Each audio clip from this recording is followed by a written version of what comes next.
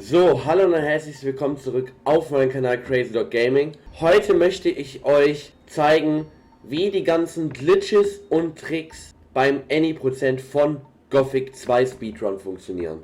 Ihr habt sehr viel danach gefragt, nachdem ich das Tutorial mit dem Katapult gemacht habe. Da habt ihr euch gefragt, okay, der Katapult ist jetzt ungefähr klar, aber die Glitches, die sind noch ein bisschen tricky. Und dann dachte ich mir, okay, ich werde euch das in einem ganzen Video zeigen.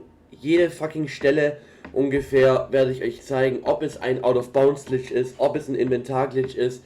Ich werde euch alles zeigen. Dann fangen wir auch mal direkt an. Und zwar der allererste Trick ist ja eigentlich schon beim Starten des Spiels.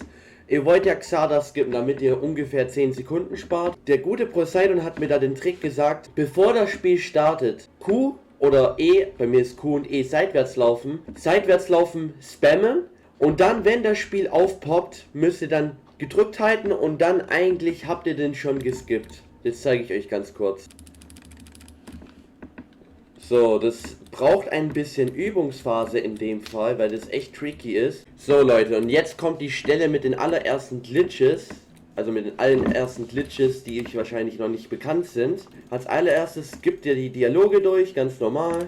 So Leute, dann kauft ihr euch einmal, so mache ich zumindest, jeder hat eine andere Strat, Mana-Trank, Geschwindigkeitstrank, Drachensnapper und Scharf.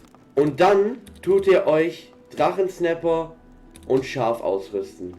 Was ihr dann machen müsst, also Leute, das Inventar-Glitch funktioniert folgendermaßen. Ihr müsst zwischen, zeig mir deine Ware, wenn ihr das jetzt drückt, also wenn ihr jetzt den Dialog antippt, zwischen den Punkt und zwischen dem Punkt, wo er dann anfängt zu reden, also wo er dann sagt, zeig mir deine Ware, müsst ihr dann ungefähr 3-mal Tab gedrückt haben. Und das Wichtige ist auch dabei, bevor er zeig mir deine Ware drückt, ihr müsst genau da davor ungefähr Tab gedrückt haben, also Inventar gedrückt haben, damit es dann funktioniert. Ihr müsst dann auch in dem Punkt einen Trank trinken, also einen Geschwindigkeitstrank, dann tut ihr es duplizieren, weil ihr braucht es doppelt im Endeffekt. Ich zeig's euch ungefähr. Zeig mir deine Ware. Oh, der Fehler war jetzt noch dabei. Man muss ja noch die beiden Dinger ausführen. Zeig mir deine Ware. Und ihr müsst dann eigentlich nur euren Drachensnapper verkaufen. Ich tue aber auch immer das Vergessen verkaufen, damit ich halt später leicht habe. Ich tue den Scharf nicht verkaufen, ihr könnt gleich alles verkaufen. Das Problem ist halt, ihr habt dann den Scharf auch als Glitch mit einbezogen, aber wenn ihr den Scharf dann einmal benutzt, dann könnt ihr das später dann eigentlich mit der Taste 5 im Inventar wieder löschen. Das Wichtige ist aber, ihr habt jetzt den Drachensnapper unendlich gemacht. Das heißt, ihr könnt ihn jetzt so viele Male benutzen, wie ihr wollt. Das erste Problem ist aber, Speichern und Laden ist nicht möglich. Das heißt, ihr verliert dann euren Glitch. Das heißt, euer Run ist eigentlich schon am Arsch. Das zweite Problem, was ihr habt, ist, sobald ihr jetzt hier die Taste 4 drückt, also die Taste, wo euer Drachensnapper angelegt ist, es kann natürlich sein, ihr macht auch eine andere Reihenfolge, dann ist der Glitch auch aufgehoben, weil sozusagen mit der Taste die Spruchrolle entfernt. Also ich kann jetzt euch mit dem Scharf zeigen, der hat jetzt kein Glitch, ich kann euch zeigen, was dann passiert. Also ihr tut dann sozusagen die Reihenfolge anpassen. Das könnt ihr aber auch später mit Runen und alles machen, damit euer Run schneller geht. So habe ich es jetzt auch in Kapitel 3 gemacht, damit mein Inventarmanagement besser ist. Aber ja, das war auf jeden Fall das erste für diesen Glitch. So Leute, jetzt kommt der Trick. Ihr müsst euch einfach nur an der Wand hier verwandeln. Das ist jetzt auch nicht die Welt. Und dann Leute, mache ich hier eine ganz andere Strat, wie es andere machen. Ihr könnt die anderen da dazu fragen, zum Beispiel Carstic, Saradog, wie auch immer. Aber ich mache die Strat, weil die ist für mich schneller, wenn die es First Try schaffe, aber die ist auch riskanter. Ich renne hier mit Sidewalk in die Wand rein, bis man kein Laufen mehr hört und bis man dann halt dieses Out of Bounds sieht. Und dann tue ich einmal reinspringen und dann bin ich Out of Bounds. Also so funktioniert eigentlich das Out of Bounds überall. Es kommt natürlich auf die Ecke an, weil nicht bei allen Ecken funktioniert das. Und was ich dann hier mache, ist, ich tue ganz einfach hier ein Katapult nach oben machen. Das Problem ist, das habe ich auch beim Katapult-Video gezeigt, man hört keine Schritte, deswegen ist es sehr schwer, den Katapult zu treffen. Ich zeige es euch aber mal kurz. Da wartet man ungefähr 2 Sekunden und dann hat es eigentlich schon funktioniert. Also Leute, ich zeige euch den nächsten Trick. Ihr müsst bei Zuris die 2 Meisterdegen verkaufen und dann kauft ihr euch 2 kleine Feuerstürme und einen Eisblock, weil nämlich durch das Eisblock, dass Leute eingefroren werden und die dann durch die Lebensanzeige sterben, kann man dann deren ganzen Händler-Inventar looten. Ich zeig's euch ganz kurz. Mein Gott, ein Kampf. Das Wichtige ist einfach, dass er nicht durch das Feuer stirbt, was ihr abschießt, durch das Eisschaden stirbt. Und was ihr dann jetzt macht, ist, ihr müsst die Springtaste im Mausrad umändern, weil dann tut er sozusagen in dem Punkt mit dem Mausrad alles nehmen. Das tut irgendwie das Springen mit dem Mausrad verbinden, ich weiß nicht warum. Das Wichtige ist, dass ihr das Springen dann auch beim Mausrad anlegt, damit ihr dann in so einem Fall einfach alles looten könnt, was er dann dabei hatte. So Leute, nachdem ihr dann jetzt hier Kapitel 2 erreicht, müsst ihr ja nämlich nochmal ein Glitch, ein Out-of-Bounds-Glitch sozusagen machen. Da müsst ihr ungefähr euch so positionieren und ihr müsst dann halt auch wieder mit Sidewalken, also mit seitlich laufen, ungefähr versuchen hier rauszuglitschen. Da mache ich es auch immer so, sobald ich dann an der Ecke angesetzt habe, tue ich mit der Maus ein bisschen wackeln, weil das eigentlich immer am meisten und sehr gut funktioniert. Dann rennt ihr hier zur Ecke, ganz normal, und tut euch einfach verwandeln. Das ist natürlich auch was, eine Sache, was passieren kann. Da müsst ihr auch immer wieder aufpassen an der Stelle. So Leute, und jetzt kommt das schwarze Erz-Glitch. Das ist der nächste Hauptglitch, was man beim Any% anwendet. Dafür müsst ihr dann in diese Höhle hier reinrennen. Aber ich glaube, das wisst ihr ja eigentlich schon. Ihr müsst dann versuchen, nicht zu sterben. Und dann müsst ihr es so früh wie möglich nehmen. Weil das Problem an der Sache ist, also ungefähr nehme ich es immer an der Stelle. Das ist eigentlich die beste Stelle, die man machen kann. Was ihr dann machen müsst, ist dann euch verwandeln. Und zwar in einen Drachensnapper logischerweise. Ungefähr mache ich es dann hier. Weil das Problem ist, die Monster können euch ja noch töten, wenn ihr euch verwandelt. Also euer Geist, wo sich da verwandelt hat, kann noch getötet werden. Deswegen mache ich es später. Das Wichtige ist, wie gesagt, das schwarze Erz so früh wie möglich zu nehmen. Wenn ihr es dann zu spät nimmt, dann kann es sein, dass ihr dann hier warten müsst. So, dann passiert dann diese Schnelligkeit und wenn diese Kameraflimmern ausgegangen ist, dann habt ihr eigentlich das Glitchen erreicht. Weil, wenn das Kameraflimmern, ich weiß nicht, ob ihr das gesehen habt, aber wenn ihr schnell werdet mit dem Drachenstepper und dieses Flimmern noch kommt und dann die Kamera sich stabilisiert, müsst ihr ungefähr 2-3 Sekunden warten und dann könnt ihr euch zurückverwandeln. Wenn ihr zu früh euch zurückverwandelt und ihr seid trotzdem schnell, kann es sein, dass beim Levelwechsel dann euer Speed-Glitch weggeht. Das hatte ich dann so oft mal an einem Punkt, wo ich dachte, okay, das Spiel ist kaputt. Aber nee, tatsächlich war ich immer zu schnell am Zurückverwandeln. Das ist auch sehr wichtig, Leute, dass ihr einfach das schwarze Erz so früh wie möglich nimmt. Wenn ihr es dann später nimmt, dann müsst ihr halt wirklich hier dann ein paar Sekunden warten, bis dieses Flimmern sozusagen beendet wird. Jo, das war eigentlich das schwarze Erz-Glitch. Ihr dürft natürlich auch in dem Punkt nicht mehr speichern und laden. Dann passiert nämlich auch, dass der Glitch einfach weg ist. Das heißt, das Gothic 2 Any% Speedrun ist ein reines Nicht-Speichern- und Laden-Spiel. Hier kommt nämlich auch noch mal ein Glitch. Wie bei Lord Hagen müsst ihr euch dann hier einfach rausglitschen, ein bisschen mit der Kamera so hin und her bewegen. Und dann kommt hier nochmal ein Wandglitch. Ihr müsst dann hier aufpassen, weil ihr könnt hier dann sterben. Ihr müsst dann so lange seitlich laufen, bis ihr das Laufen nicht mehr hört, wieder mal. So wie bei der Diebesgilde. Weil wenn ihr das dann erreicht habt, müsst ihr dann einfach einmal springen und dann seid ihr eigentlich draußen. So Leute, wir befinden uns hier jetzt im letzten Stollen, wo wir das Bericht abholen müssen. In dem Punkt wäre es jetzt so, weil wir Miliz sind, müssen wir eine kleine Quest für ihn machen, und zwar irgendeine Drachensnapper-Mutter oder so töten.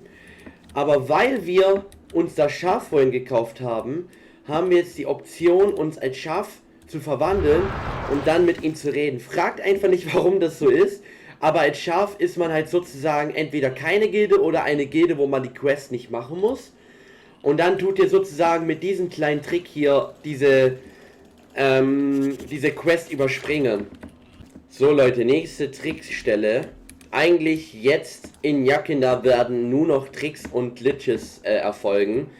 Das allererste, was ihr macht, ist hier euch so positionieren und einen Drachenstepper verwandeln. Dann tut euch hier reinglitschen. Das ist, glaub klar. Dann müsst ihr hier euch zurückverwandeln, und zwar im Portal am besten, damit das hier funktioniert. Leute, jetzt kommt nämlich eine Stelle, wo ihr sehr viel Zeit sparen könnt. Viele nehmen den normalen Weg, ich nehme aber diesen Weg hier. Das ist genauso wie bei der Lord-Hagen-Wand. Ihr müsst so lange euch bewegen, bis ihr keine Geräusche mehr hört. Und dann müsst ihr euch ungefähr 90 Grad zur Wand gerade einmal nach vorne springen und dann nochmal einen Sprung machen, damit ihr dann halt genau hier direkt da landet, wo ihr hin wollt, nämlich zu Kronos.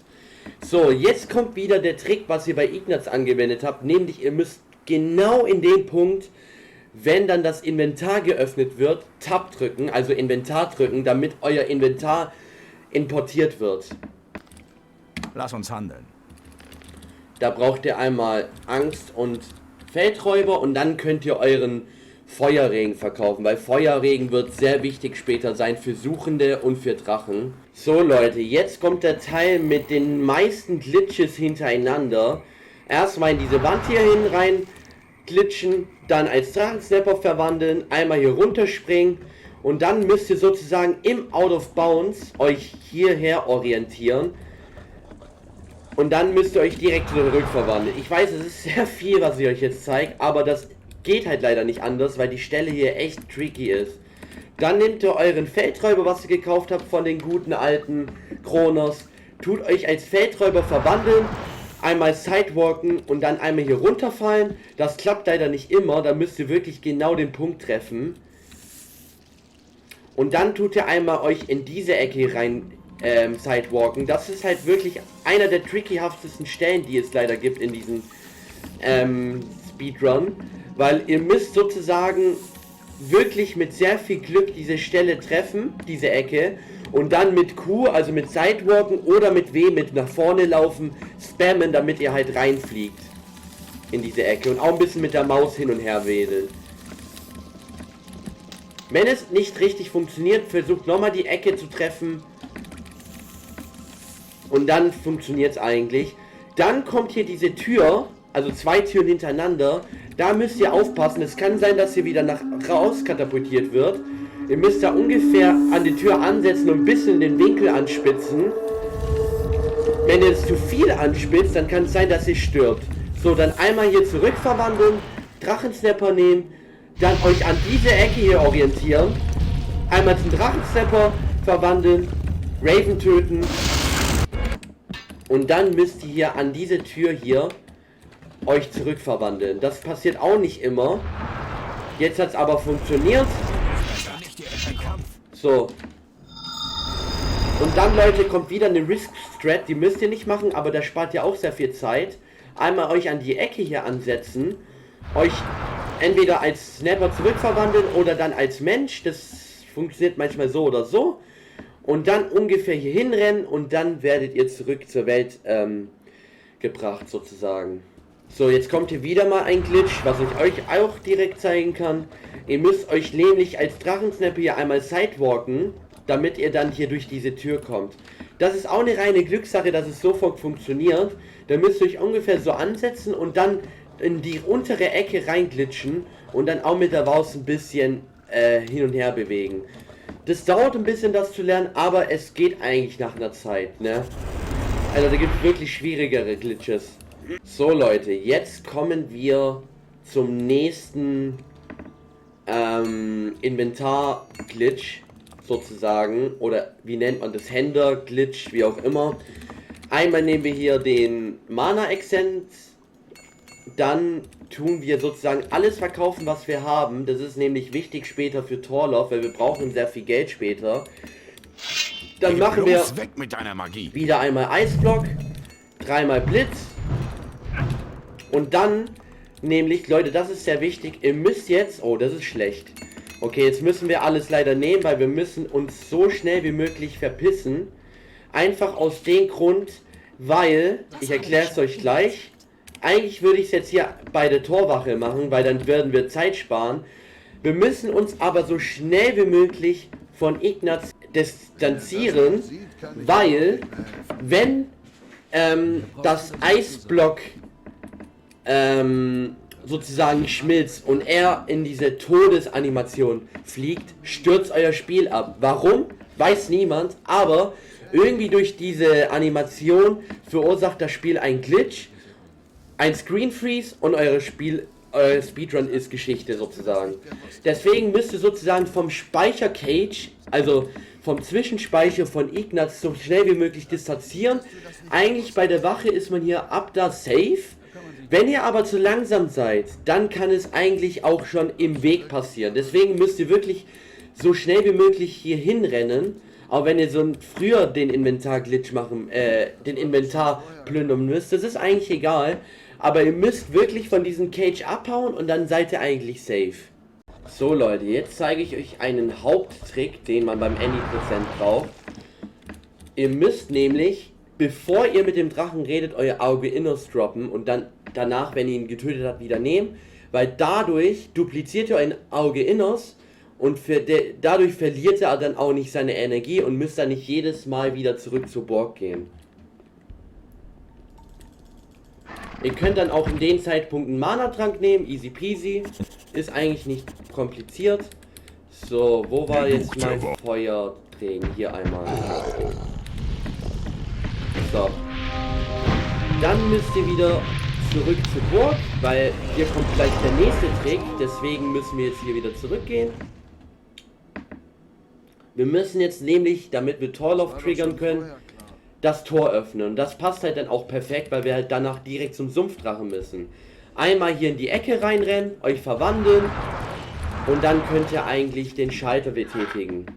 Was ich dann mache, ich renne dann einfach hier in die Ecke, springe hier runter. Was ich dann immer mache, ist dann sich hier direkt zum Drachenstepper verwandeln. Ihr könnt auch als Charakter, also als namenlosen Helden, zum Sumpfdrachen rennen. Aber ich mache es lieber so, es ist sicherer, man stirbt da nicht, weil die Wahrscheinlichkeit ist hoch, dass euch die Monster töten. Und ich finde es sogar irgendwie schneller mit dem Drachensnapper, keine Ahnung warum. Gibt es dann auch eine Möglichkeit, dass man hier irgendwie noch mal rennen kann, wenn man hier irgendwie hinkommt. Aber das ist jetzt egal. Hier dann die gleiche Strat anwenden.